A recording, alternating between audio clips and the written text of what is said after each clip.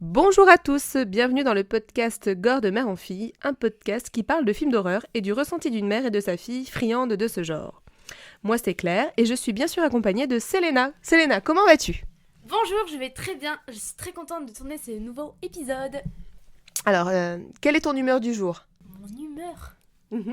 Tu sais pas ce que ça veut dire l'humeur du jour ? Si, en fait, mon humeur du... Bah, joyeux quoi. Ah bah je suis super. contente, c'est le week-end. Ah voilà, c'est ce que j'allais dire, le week-end. Bon bah super. Et il fait beau en plus, Ouais, il fait beau. même si t'as pas vraiment vu l'extérieur. Les 4 murs de sa chambre. Alors nous espérons que vous allez bien pour ce premier numéro. Alors aujourd'hui, pour ce premier épisode, nous allons parler d'un film coup de cœur. C'est un film coup de cœur pour nous deux. Alors moi, je l'aime depuis très très longtemps, mais il est également très important dans notre histoire et notre passion commune, puisque c'est le premier film que nous avons regardé ensemble durant nos mardis gore. Alors Selena, dis-nous le nom de ce film. Shaun of the Dead. Ta-da-da. Nous allons commencer par une petite présentation du film. Shaun of the Dead est un film anglais sorti en 2004. À l'époque, moi j'avais 19 ans, mais je ne l'ai pas vu au cinéma. Je pense plutôt que je l'ai vu 2-3 ans plus tard en DVD quand je l'ai acheté ce DVD. Bref, c'était dans mes jeunes années. Et toi, Selena, toi tu avais quel âge du coup en 2004 ? J'étais pas née. Donc tu avais moins quel âge ? Moi, 2013, moins 2004. Bref, tu avais moins 9 ans, t'étais même pas dans les projets, quoi. Alors, on parle donc d'un film qui a plus de 20 ans. Le réalisateur, c'est Edgar Wright. Est-ce que tu connais d'autres films de Edgar Wright, Selena ? Non. Bah si, t'en connais au moins 3. Hein ? Ah, t'en connais au moins 3. Ah oui. Hot Fuzz, Shaun of the Dead et Un dernier peuple avant la fin du monde. Oui, alors en fait, les films que Selena vient de citer, donc Hot Fuzz et Un dernier pub avant la fin du monde, Oui. avec Shaun of the Dead, ça fait partie de ce qu'on appelle la trilogie du Cornetto. Donc c'est 3 films comiques avec un genre différent. Donc là, dans Shaun of the Dead, on va avoir un genre horrifique comique. Dans Hot Oui. Fuzz, on va avoir un genre policier enquête comique. Et le dernier, c'est plus un film de science-fiction. En fait, ce qui rattache ces 3 films, c'est que c'est toujours Comique le aussi. même... Oui, tout est comique. C'est toujours de l'humour. Ce sont des films qui sont avec le même duo d'acteurs. Donc ils n'ont pas le même rôle, puisque c'est toujours des histoires différentes.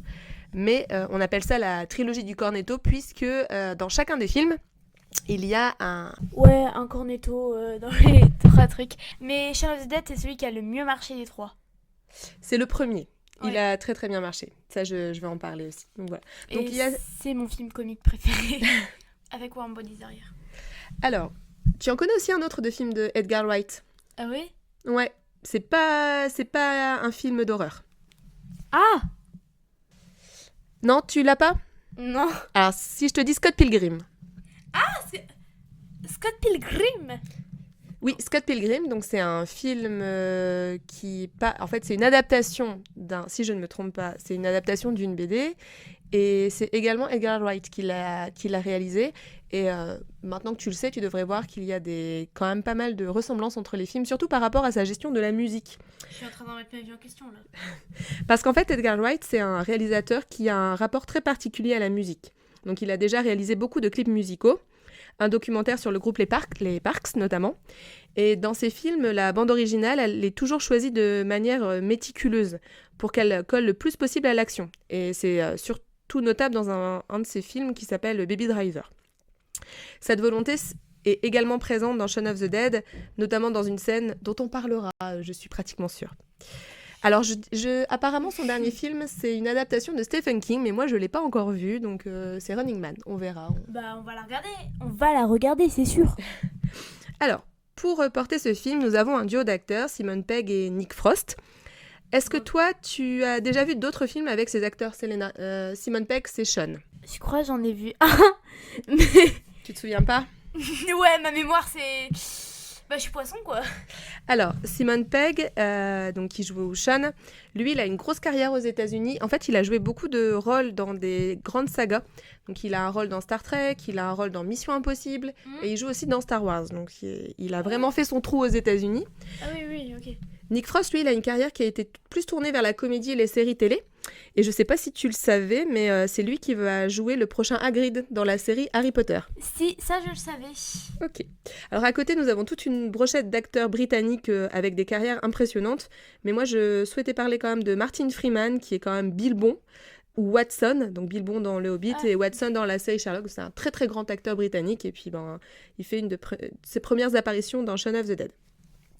À ton avis, Selena, est-ce que le film a été apprécié à sa sortie ?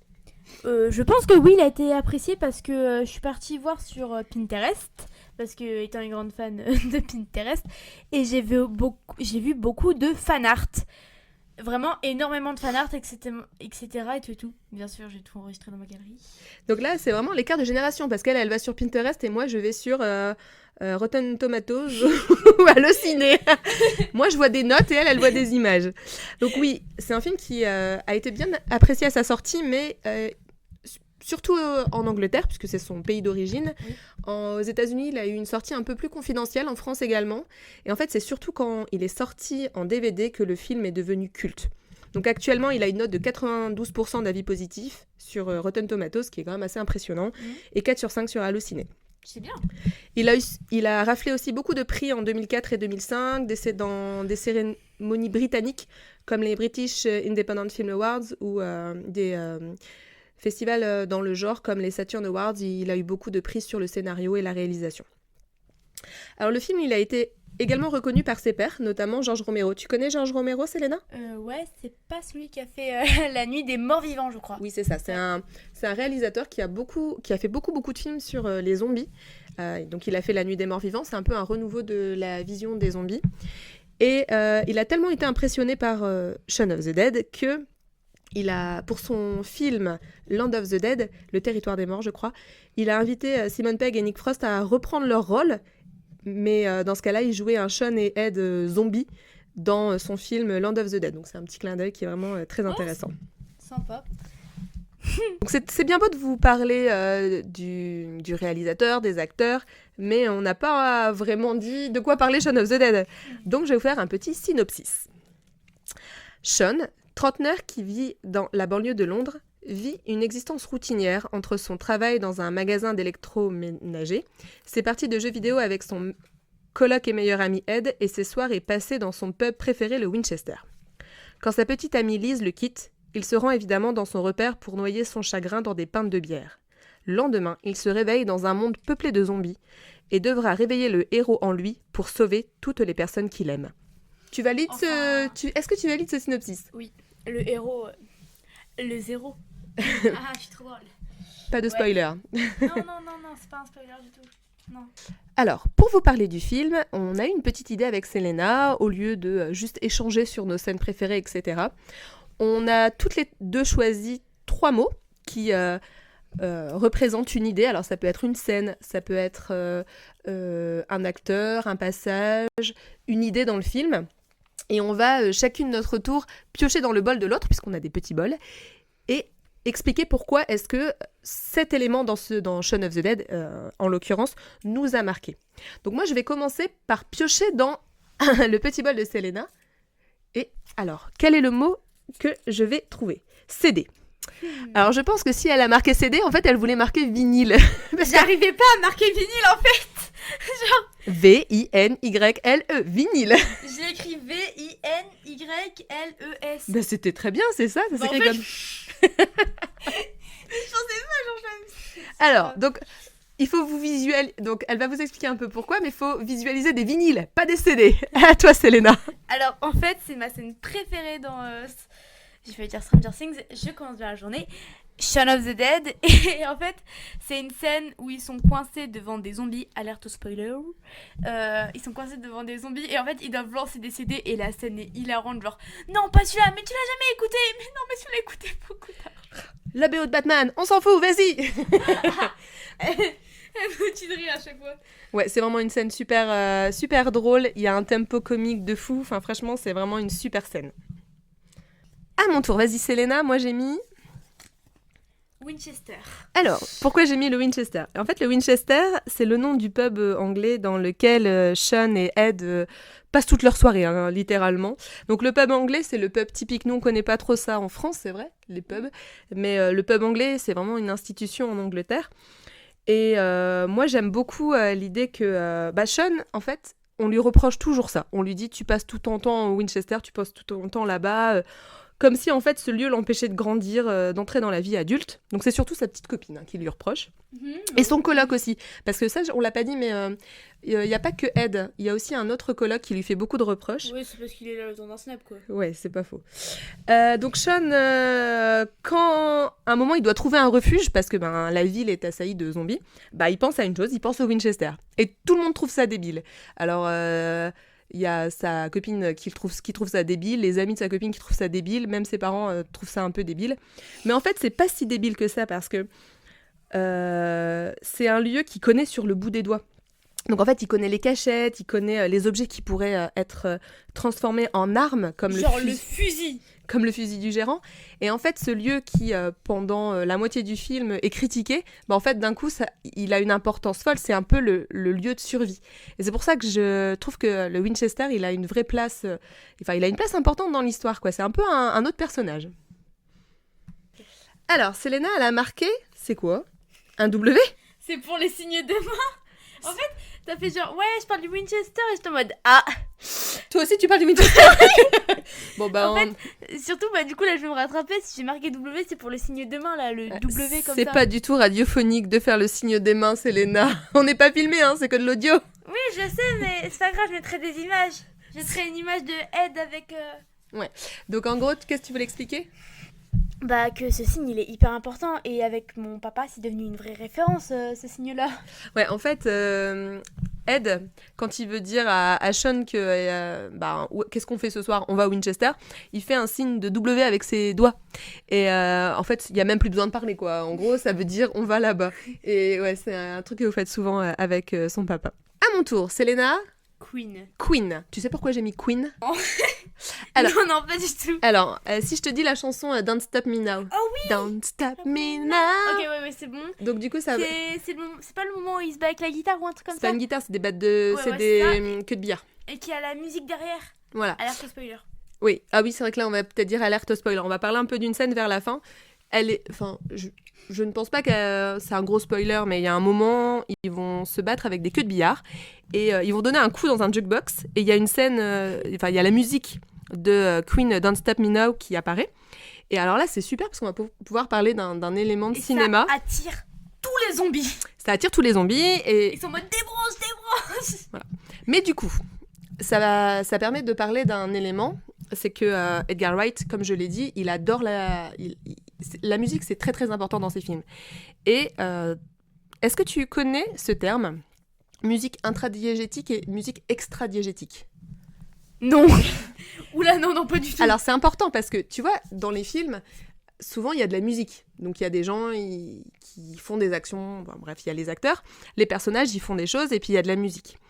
Quand la musique, elle est pas entendue par le personnage, c'est de la musique extradiégétique. Donc, par exemple, dans Stranger Things, il se passe une scène... Kate Bush? Non, ça, c'est de l'intradiégétique. Ah. Parce qu'en fait, elle entend cette musique. Ah, ok. Voilà. Okay. Je sais pas, j'ai pas trop d'exemples, mais t'as une scène, et puis t'as une musique qui se met en route, mais eux, ils l'entendent pas. C'est juste pour illustrer ce qui est en train de se passer. Okay, ça, c'est extradiégétique. Et là, dans cette scène, c'est une scène avec la chanson de Queen, Don't Stop Me Now, c'est intradiégétique parce qu'en fait, eux, ils l'entendent. Et alors, ce qui est vraiment très drôle, c'est vraiment de l'humour très fin et c'est vraiment très, très, très, très amusant, c'est qu'en fait, la bagarre, elle va s'accorder au rythme de la chanson. Donc, à chaque fois qu'il va y avoir un coup avec la queue de billard, ils vont, ça va s'accorder aux notes de Don't Stop Me Now. Et c'est quelque chose que Edgar Wright, il adore. Et donc, c'est un film que t'as pas vu parce que c'est pas un film d'horreur, c'est un film plutôt mafia. Ouais. Donc, ok, ouais, je vois. Je pense que ça peut te plaire. Donc, c'est aussi un film de Edgar Wright qui s'appelle Baby Driver. Et tout ce film tourne autour de ça. C'est-à-dire que lui, c'est un conducteur. Enfin, c'est un chauffeur. Et en fait, il conduit sa voiture sur le rythme de la musique. Et donc, en fait, quand tu vois ce film Baby Driver, quand t'as vu Shaun of the Dead, tu dis, ah bah c'est lié quoi. Il avait déjà l'idée de faire ce film alors quand il a fait Shaun of the Dead. Mais c'est vraiment une scène qui est mais très très cool quoi. Très drôle aussi, t'es mort de rire à chaque fois. Alors, le dernier mot de Selena, elle a marqué Cornetto. Alors pourquoi tu lui as marqué Cornetto? C'est parce que c'est la trilogie Cornetto et c'est mon préféré de la trilogie Cornetto. Il achète un Cornetto rouge. Non, pas rouge. Si. Rouge, oui, pour... Symboliser l'horreur et le gore. Ouais, pour symboliser les zombies aussi.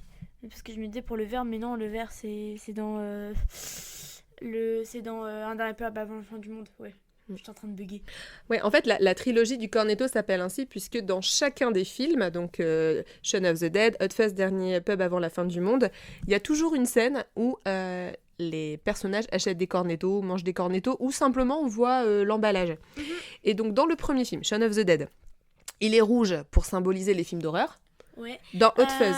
Bleu pour symboliser policier, je crois. Ouais, la police. Ouais. Et donc dans le dernier...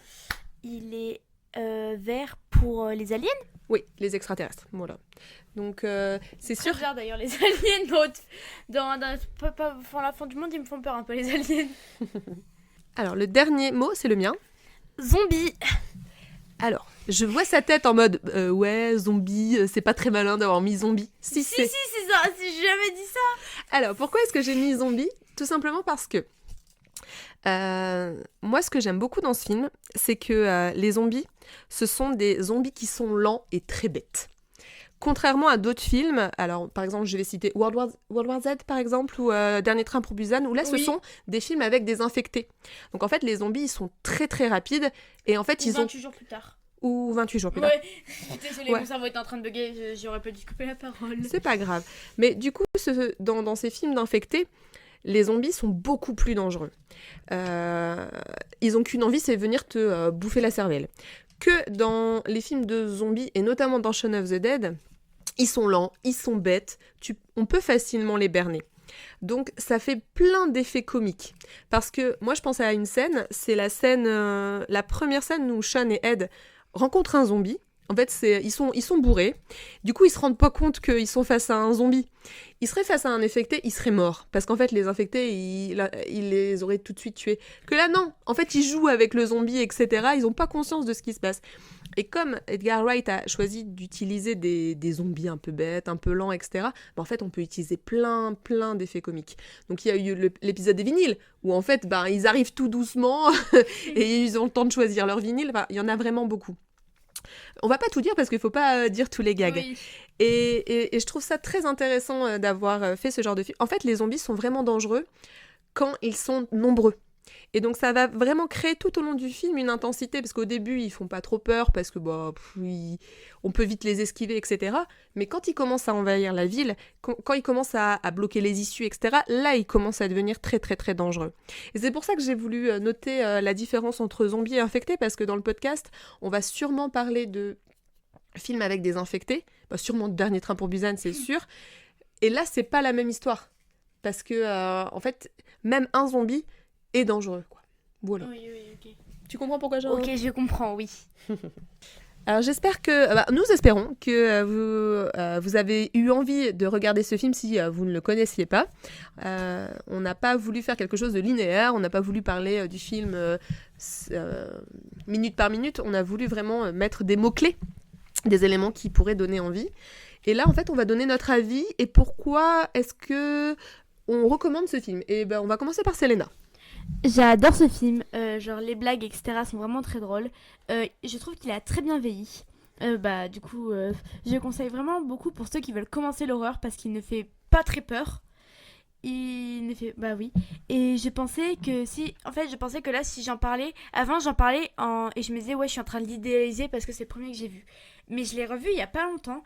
Et vraiment, c'est un super bon film. C'est vraiment, genre, pas je l'idéalisais ni rien.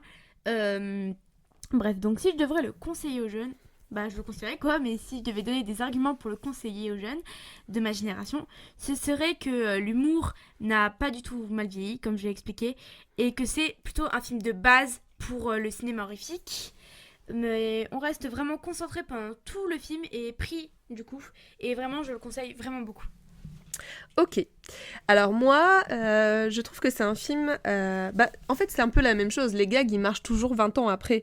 Et c'est ce genre de film, même si on connaît le film par cœur et les gags par cœur, eh ben, c'est pas grave. C'est un peu comme The Mask, tu vois. Oui. Tu connais le film par cœur, tu t'attends même la scène. Voilà. Tu sais que la scène des vignettes, elle va apparaître et tu l'attends parce que tu sais que tu vas bien te marrer, quoi.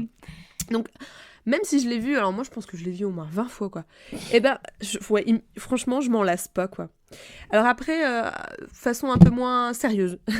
Un élément que j'aime beaucoup dans ce film, c'est le discours sur les injonctions de la société sur le passage à l'âge adulte des trentenaires. C'est-à-dire que dans le film, en fait, Sean...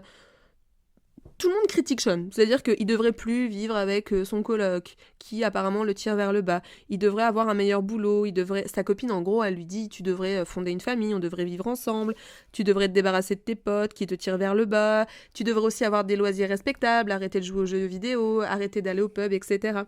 Et donc en fait, quand on écoute ça, on a vraiment l'impression que Sean c'est quelqu'un de... c'est un loser, quoi. Ouais, c'est un loser, c'est bien le terme, c'est un loser.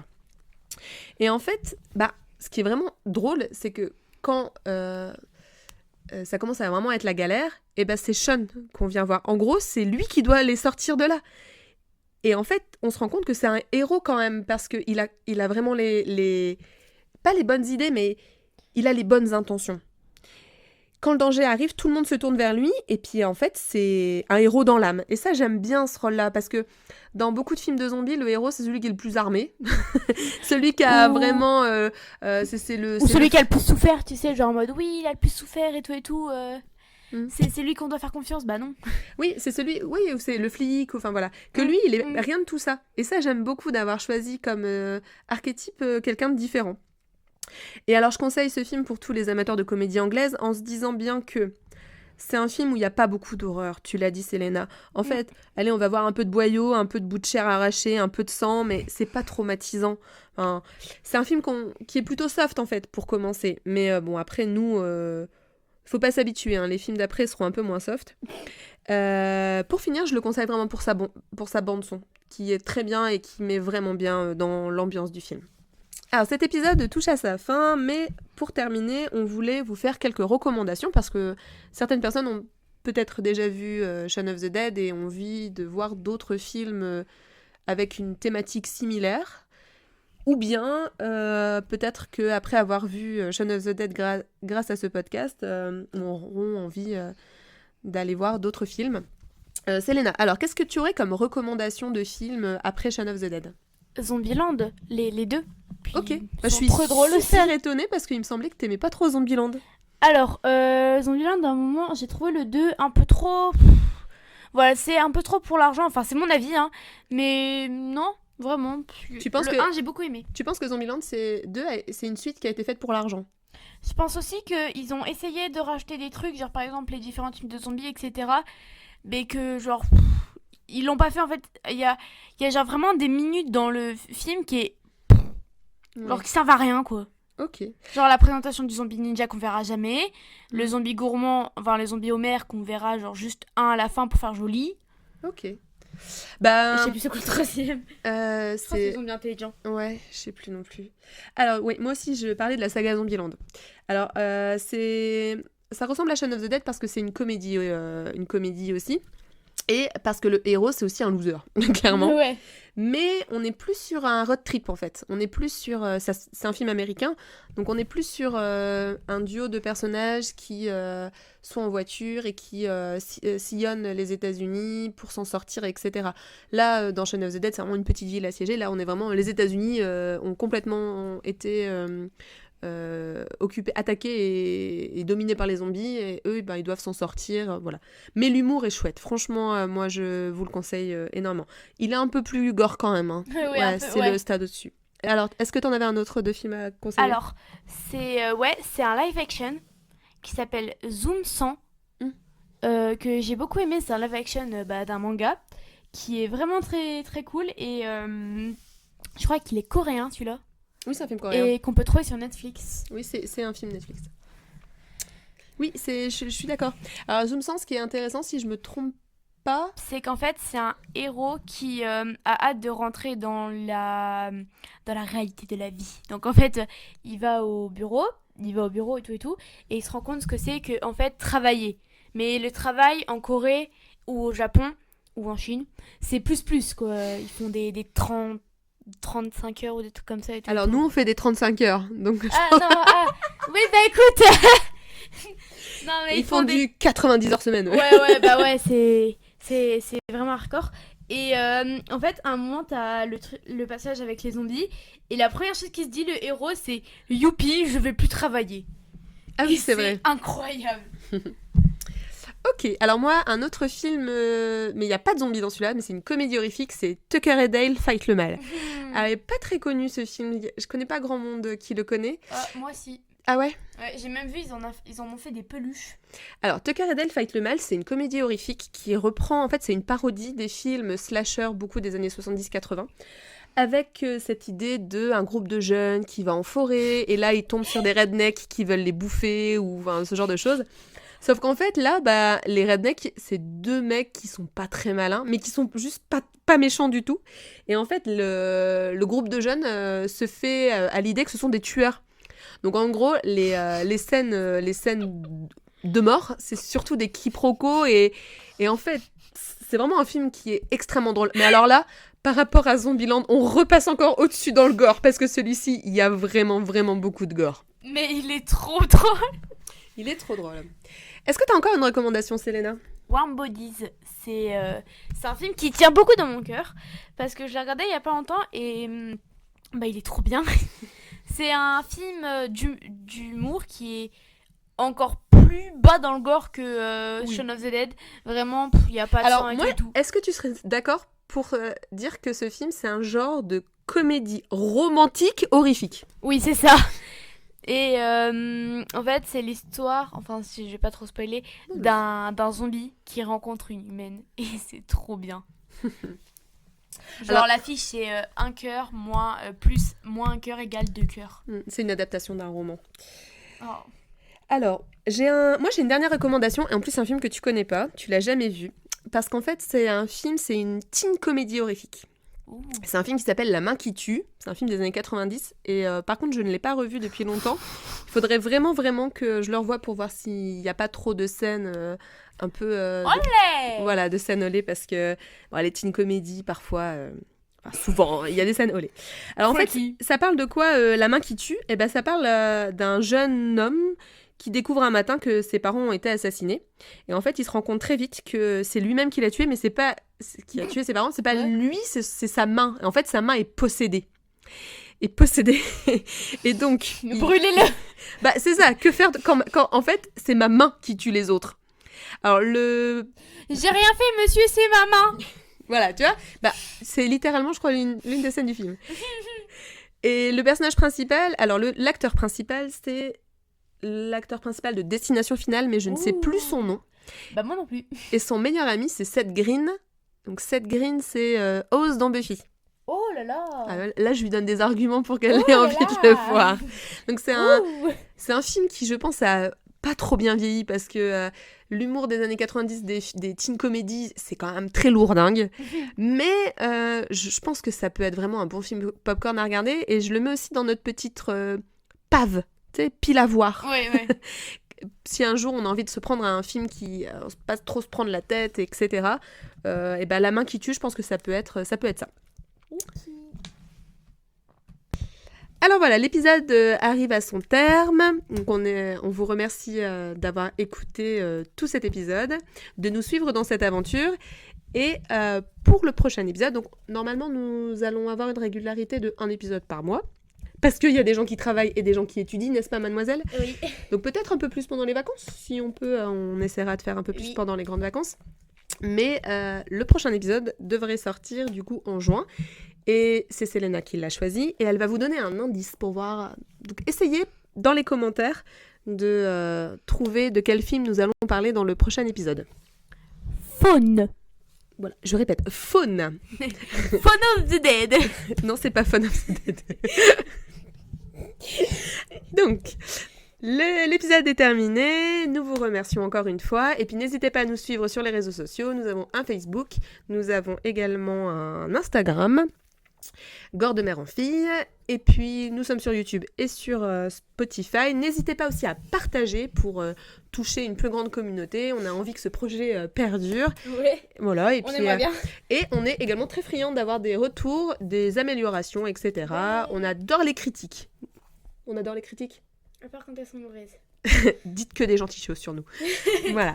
Donc moi je vous dis au Ou revoir. Diana ira vous voir. Au revoir et à bientôt. À bientôt.